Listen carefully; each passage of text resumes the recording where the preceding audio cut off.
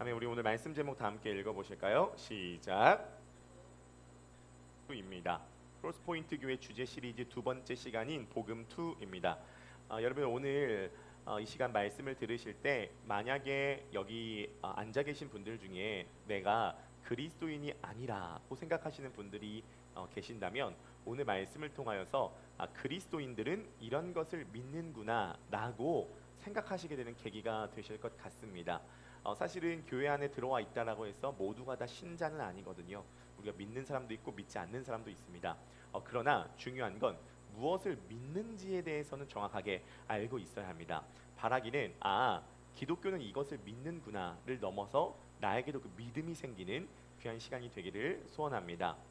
여기에 만약에 내가 그리스도인이다 라고 생각하시는 성도님들이 계신다면 여러분 꼭 기억하십시오. 복음은 결코 기초가 아닙니다. 복음은 핵심이죠. 오늘 본문을 썼던 사도 바울이 에베소서를 썼을 때 그 에베소서를 받는 대상자는 넌 크리스천이 아니라 크리스천이었다는 것을 기억하십시오. 이미 크리스천이었던 사람들에게 오늘 본문을 쓰고 있습니다. 이 에베소서 2장은요 성경 전체에서 복음의 내용을 다 설명하고 있는 몇 안 되는 본문 중에 하나입니다. 에베소서 2장 전체는요 하나도 빠짐없이 복음에 대한 내용이 다 들어가 있어요. 이런 본문이 흔치 않거든요. 그래서 오늘 에베소서 2장 1절부터 10절을 정직하게 강해를 하도록 하겠습니다. 정직하게 강해를 하도록 할 텐데요. 이 에베소서 2장 1절부터 10절까지를 통해서 그리스도인들은 이것을 믿고 복음의 내용은 이것이구나 라고 정확하게 방향을 좀 잡으시는 귀한 시간이 되시기를 바라겠습니다. 저는 성도와 교회가 풍성해지고 강해지고 깊어질 수 있는 방법은요 복음으로 돌아갈 때다라고 믿습니다. 오늘 이 시간 우리들에게 이 복음의 메시지가 들리고 기억되고 또 믿어지는 놀라운 역사가 있게 되기를 주님의 이름으로 간절히 축복합니다. 자, 복음은 무엇으로 시작하냐 하면 복음은 죽음으로부터 시작합니다. 복음은 죽음으로부터 시작합니다. 에베소서 2장 1절입니다. 다 함께 읽어보실까요? 시작. 여러분도 전에는 허물과 죄로 죽었던 사람입니다. 여러분 이게 우리가 복음을 받아들일 수 없는 이 결정적인 문제 중에 하나입니다. 멀쩡히 살아있는 사람 보고 왜 죽었다고 합니까? 멀쩡히 잘 사는 사람 보고 왜 죄인이라고 해요? 여러분들 되게 착하게 살지 않으세요? 어느 정도 법 지키며 살지 않으십니까? 성실하게 살고 있잖아요. 숨 쉬면서 살고 있고 착하게 살고 있는데 성경은 뭐라고 얘기를 하냐면 에베소서 2장 1절에 뭐부터 시작하냐? 너희는 죄와 허물로 죽었던 사람이다. 이것으로부터 시작이 됩니다. 자, 문제는 뭐냐면요. 이 너희는 죽었던 사람이다 라고 이야기를 하는 게 오늘 본문과도 앞뒤가 좀 안 맞아요. 오늘 본문과 앞뒤가 안 맞는 내용을 제가 증명해 보도록 하겠습니다. 에베소서 2장 2절 세 번역으로 한번 읽어보도록 하겠습니다. 다 함께 읽어보실까요? 시작. 그때 여러분은 허물과 죄 가운데서 이 세상의 풍조를 따라 살고 공중의 권세를 잡은 통치자 곧 지금 불순종의 자식들 가운데서 작용하는 영을 따라 살았습니다. 여러분 우리가 성경을 볼 때 좀 질문을 던져가면서 읽어보시는 연습을 해보시면 참 좋습니다. 여러분 1절과 2절은 앞뒤가 안 맞습니다. 그쵸? 왜 앞뒤가 안 맞죠? 네, 저는요 어떤 사람의 말과 글에는 두 가지가 중요하다고 보는데 논리가 있어야 되고 정합성이 있어야 됩니다. 그러니까 일관적이어야 되고 정합성이 있어야 돼요. 근데 말과 글에 논리와 정합성이 없으면 신뢰할 수 없다 그 말입니다. 근데 오늘 본문 1절과 2절은 논리적으로 모순됩니다. 왜 논리적으로 모순되냐면은 1절에 뭐라 그러냐? 너희는 죄와 허물로 죽었다 이렇게 얘기를 해요. 근데 2절에 뭐라 그러냐면 너희는 그때 공중권세 잡은 자를 따라 살았다 이렇게 얘기를 해요. 아니 죽었는데 어떻게 따라 살아요? 죽었으면 끝난 거죠. 죽은 건 호흡이 끝났다는 거잖아요. 죽는다는 건 뭐예요? 우리 모든 인생이 다 루징하고 있잖아요. 손실되고 있는데 호흡 마지막에 루징되는 게 호흡이라고 하잖아요. 호흡이 나갔다가 다시 돌아오지 않으면 그게 죽은 겁니다. 호흡이 나갔다가 다시 돌아오지 않으면 그게 죽은 건데 죽은 사람은 움직일 수 없습니다. 근데 오늘 본문은 죽었는데 따라 살고 있대요. 이게 앞뒤가 안 맞는다 그 말인 거죠. 여러분 여기서 성경에서 죽었다라고 말하는 게 뭐죠? 성경에서 말하는 죽었다라는 건 뭐냐면 관계가 죽었다는 겁니다.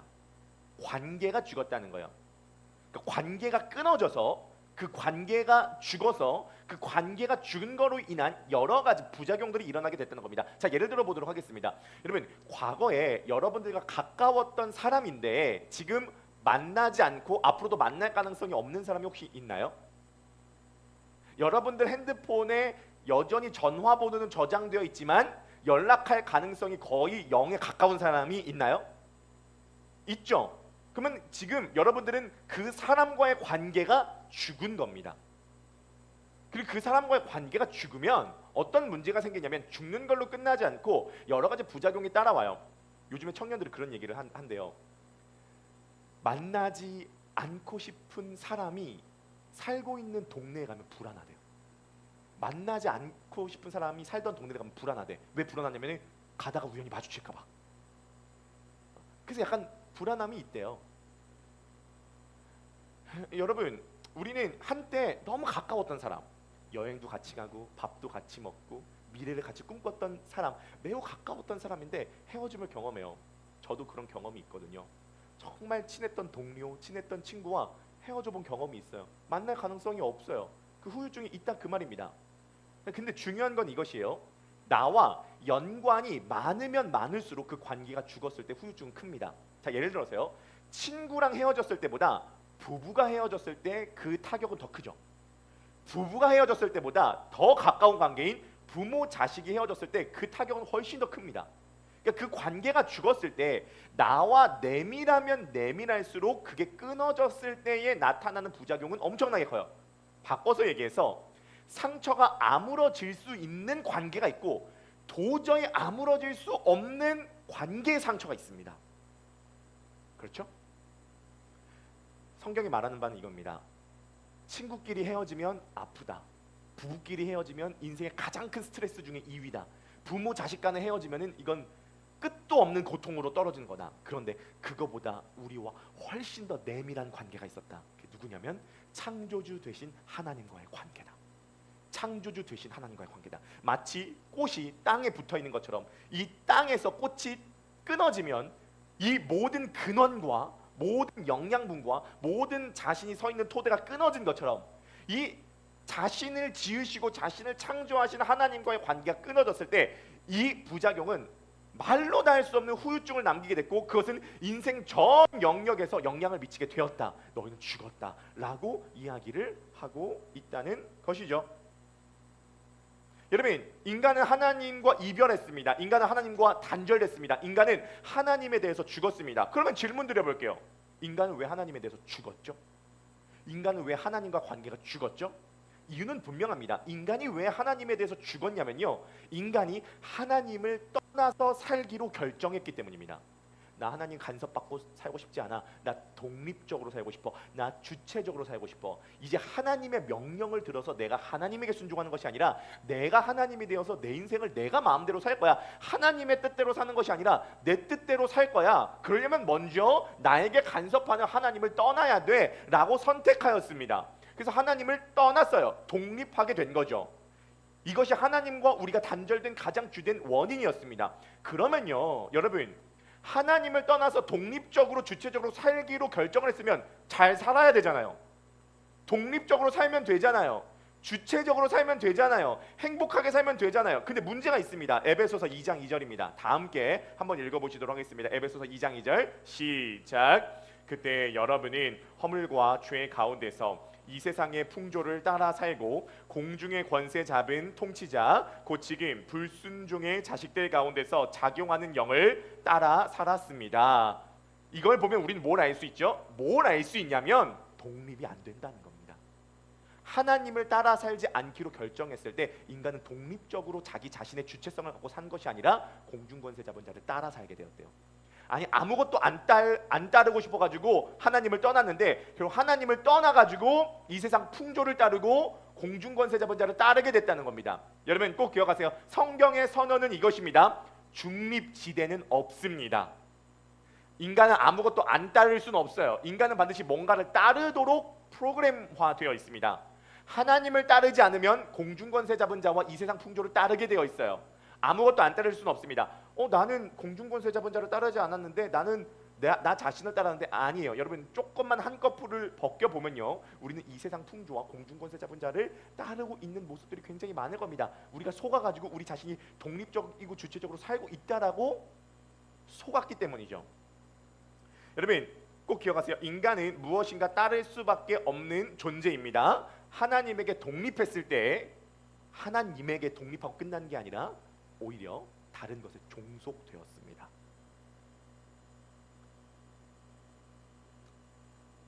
여러분 중요한 것은 이것입니다. 오늘 우리가 말씀을 들으면서 무엇을 따르는 것이 우리를 가장 아름답게 하고 행복하게 하며 우리를 가장 즐겁게 하는지를 우리가 선택해 보라는 거예요. 하나님을 따랐을 때랑 공중권세 잡은 자를 따랐을 때 우리가 무엇이 우리를 더 행복하게 하며 아름답게 하며 우리를 무엇이 더 부유하게 하는가를 사도 바울은 따져보라 그 말인 거죠. 여러분 하나님을 떠나서 이 세상 풍조를 따르고 공중권세 잡은 자를 따랐을 때 2000년 전 고대 시대의 이 세상의 풍조와 공중권세 잡은 자들의 특징이 뭐죠? 네, 그때 당시에 그 특징들이 있는데요. 당시에 사람들이 섬기고 있는 신을 보면 알 수가 있습니다. 그때 당시에 섬겼던 신들의 가장 큰 신은요, 이 신이었습니다. 한번 보여주실까요?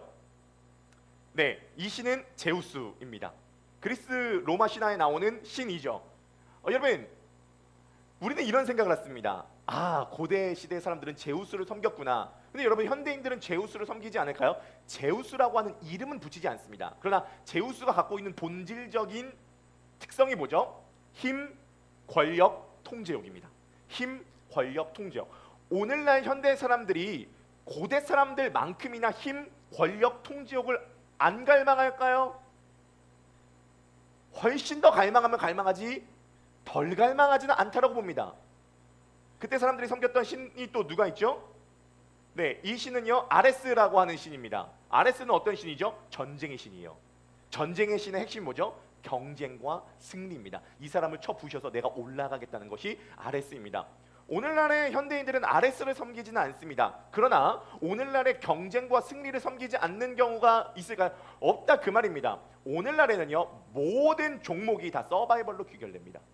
음식도 서바이벌, 랩도 서바이벌, 심지어 무당들도 나와서 누가 더 미래를 잘 맞히나 무당끼리도 서바이벌해요. 경쟁의 시대입니다. 여전히 경쟁을 통하여서 승리하는 이 아레스를 섬기고 있다 그 말이에요.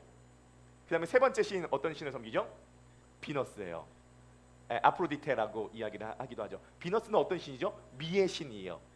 아름다움의 신이라고요. 비너스를 오늘날 안 섬길까요? 엄청나게 섬기죠. 심지어 미국 사람과 중국 사람도 대한민국에 들어와가지고 성형한다고 하지 않습니까? 미를 섬겨요. 비너스 섬긴다고. 비너스라고 하는 이름을 붙이진 않지만 비너스를 섬깁니다. 오늘날 TV에서 나오는 광고를 보십시오. 오늘 사람들이 선전하는 내용을 보십시오. 대부분 제우스, 아레스, 비너스 중에 하나입니다. 또 섬기는 신이 뭐죠? 바쿠스입니다. 바쿠스는 이제 오늘날 바카스라고 하는 그 자양 강장제가 이 바쿠스에게서 나왔죠. 바쿠스는 쾌락의 신입니다. 쾌락의 신. 바쿠스 지금 포도주 마시고 있죠? 딱 봐도 쾌락으로 보이죠? 그러면 오늘날 바쿠스를 섬기진 않죠. 그러나 생각을 해보십시오. 오늘날 도파민 중독 시대이지 않습니까?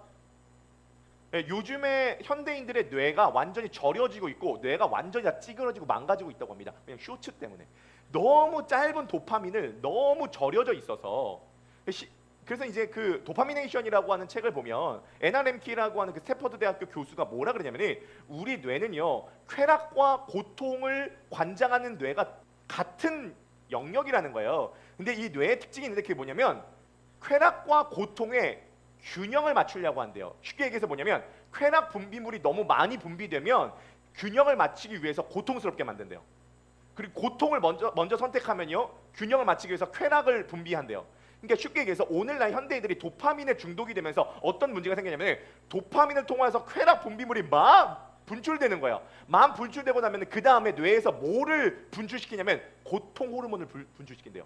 그래서 무기력하고 피곤하며 짜증이 많고 분노가 많은 이유가 뭐냐면 이게 쾌락 분비물을 너무 많이 도파민으로 분출해서 균형을 맞추기 위해서 고통 분비물을 지금 분출하고 있는 것입니다. 마지막 에베소 당시 사람들이 섬겼던 가장 유명한 신은 아데미인 거죠. 아데미. 실제로 에베소의 주신은 아데미였습니다. 아데미는 딱 봐도 어떤 신을 의미하냐면 그 가운데 있는 게 알인지 가슴인지 모르겠는데요. 다산과 풍요를 상징합니다. 쉽게 해서 부를 상징해요. 돈을 상징한다고요. 당시 사람들이 섬겼던 신의 핵심은 결국 돈이었어요. 오늘날 사람들이 돈을 안 섬길까요? 돈 섬기죠. 모든 분야가 결국은 왜 그걸 하냐? 결국 돈으로 귀결되거든요. 우리나라에서 지금 가장 정치권에서 문제가 되고 있는 핵심 키워드가 가짜 뉴스예요. 근데 사람들이 왜 가짜 뉴스를 퍼뜨리냐면요. 결국은 그 밑바닥에 뭐가 있느냐? 그 가짜 뉴스를 통하여서 자극을 시켜서 돈을 벌려고 한다는 거예요. 모든 오늘날의 범죄와 죄의 모든 근간에는 이것을 통해서 내가 돈 벌 수 있다. 이것에 있다는 거죠. 제우스, 아레스, 비너스, 바쿠스, 아데미, 이게 그때 당시에 고대 사람들이 섬기고 있었던 이 세상의 풍조였어요. 그리고 오늘날 우리들이 동일하게 이 신들을 섬기고 있다는 거죠. 여러분, 성경에서 오늘 본문에서 뭐라 그러냐면은 이 공중권세 잡은 자들이 있대요. 그래서 우리를 공중권세 잡은 자들이 우리를 유혹해서 따라오게 만든다라고 합니다. 그러니까 이런 거예요. 공중권세 잡은 자가 뭐냐면 하나님은 하늘에 계십니다. 그리고 우리는 땅을 디디며 살아요. 근데 이 중간을 꽉 잡고 있는 존재가 있대요. 이게 공중권세 잡은 자들이에요. 공중을 잡고 있대요. 그래서 하늘로부터 오는 하나님의 복을 이 공중권세 잡은 자들이 못 가도록 만든 거예요. 지금 여러분들이 오늘 예배를 드리고 우리가 일주일간을 살아가면서도 공중권세 잡은 자들, 공중을 잡았어요. 실제로 공중을요. 그래서 하나님에 대해서 죽은 우리들이 그 공중권세 잡은 자들 따라가도록 만들고 있다는 것이죠. 여러분, 어찌하면 좋겠습니까? 이 공중권세 잡은 자들의 가장 주된 특징이 있습니다. 뭘까요? 이 공중권세 잡은 자들의 가장 중요한 특징, 분노, 미움, 원망, 음란. 여러분 꼭 기억하세요. 음란, 분노, 미움, 이런 것이 이 공중 권세 잡은 자들의 가장 주된 본질이 아닙니다. 우리가 기억해야 되는 건 이 공중 권세 잡은 자들의 가장 주된 본질은 뭐냐면 우월의식입니다. 우월의식. 이사야 14장 12절에서 15절입니다. 다 함께 한번 읽어보시고 노란색 색깔 표시한 것은 조금 더 유의 깊게 보시면 좋을 것 같습니다. 다 함께 읽어보실까요? 시작. 웬일이냐 너 아침의 아들 새벽 보라 네가 하늘에서 떨어지다니 네가 평소에 늘 장담하더니 내가 가장 높은 하늘로 올라가겠다. 하나님의 별들보다 더 높은 곳에 나의 보좌를 두고 저 멀리 북쪽 끝에 있는 산 위에 신들이 모여있는 그 산 위에 자리 잡고 앉겠다. 내가 저 구름 위에 올라가서 가장 높으신 분과 같아지겠다 하더니 그렇게 말하던 네가 스올로 땅 밑 구덩이에서도 맨 밑바닥으로 떨어졌구나.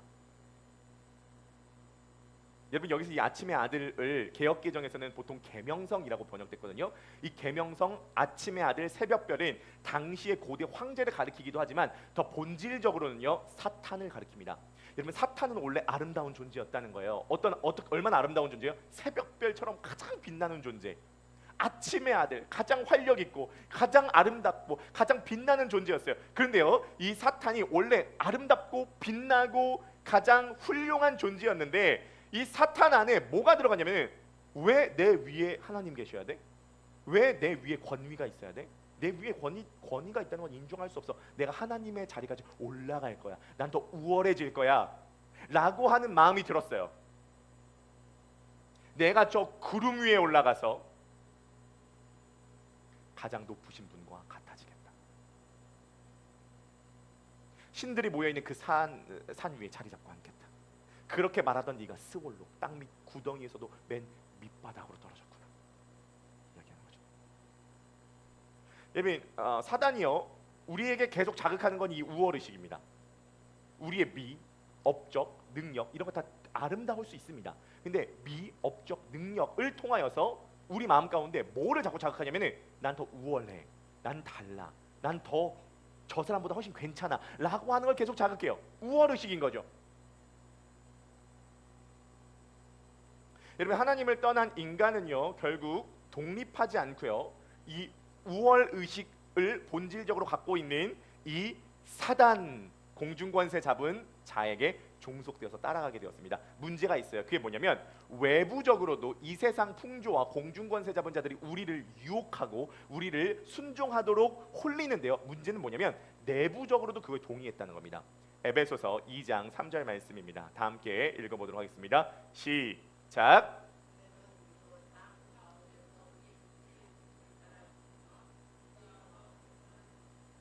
다른 이들과 같이 본질상 진노의 자녀이었더니. 여러분, 외부적으로도 공중권세자분 자와 이 세상의 풍조가 우리들을 이끌어 가는데요, 내부적으로도 거의 동의했대요. 전에는 우리도 다 그 가운데서 육체의 욕심을 따라 지내며 육체와 마음이 원하는 것을 하여. 바꿔서 얘기해서 뭘 말하는 거죠? 육체와 마음이 원하는 것을 했다는 것은 뭐냐면 내가 원하는 대로 했다는 거예요. 내 마음대로 살았다는 겁니다. 내 마음에 오는 충동, 내 마음이 원하는 그 자극대로 그대로 따라 살았다는 것입니다. 여러분, 인생을 한번 잘 살아보십시오. 자기 충동대로 살아가지고 인생 잘 사는 사람이 있나요? 연세가 60대 넘으신 분들 한번 생각을 해보시면 좋을 것 같습니다. 자기의 충동대로 자신의 마음과 육체가 원하는 대로 따라 살다가 인생 나락한 사람 많습니다. 나락한 사람 많아요. 외부적으로도 우리를 유혹하지만 내부적으로도 우리의 육신의 욕심이 있다는 겁니다. 여러분, 과거에 비해서 훨씬 먹고 살기 좋아졌어요. 개인의 선택권이 넓어졌습니다. 그러면 여러분 한번 생각해 보세요. 행복을 위해서 개인의 선택권이 넓어졌다고 하면 더 행복해져야 될 거 아니겠습니까? 전 세계에서 에어컨 보급률이 우리나라가 압도적으로 1등이래요. 98%, 아프리카 12%, 유럽도 40%밖에 안 된다고 합니다. 에어컨 보급률이 이렇게 많은데 이렇게 부유해졌으면 훨씬 행복해져야죠. 훨씬 감사해야죠. 그런데요, 30년 전에 비해서 대한민국이 지금 공황장애율이 100배입니다. 100배요. 30년 전에 공황장애 판단받는 사람이 1년에 3만 명이었대요. 지금 1년에 300만 명이라고 합니다. 말이 돼요? 1년에 300만 명, 약 15%, 그러니까 약 한 7, 8%의 대한민국 사람들이 1년에 공황장애 진단을 받아요.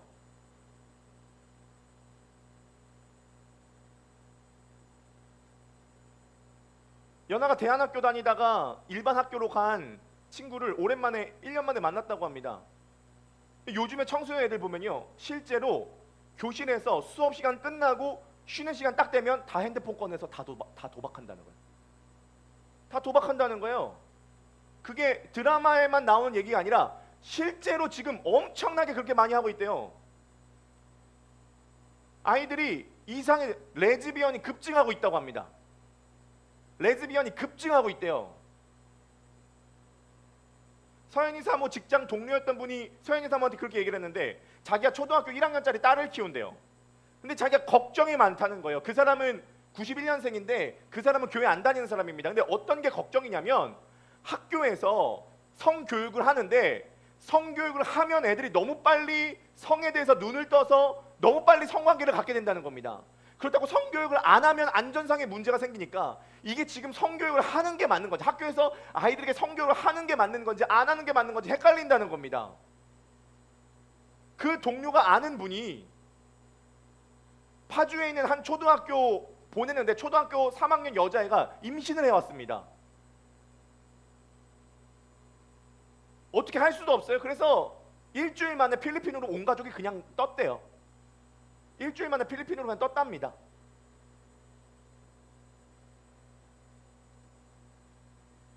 아니, 개인의 선택권을 줬으면, 하나님을 따라 살지 않고 독립해가지고 개인의 선택권을 줬으면 잘 선택해서 잘 살면 되잖아요.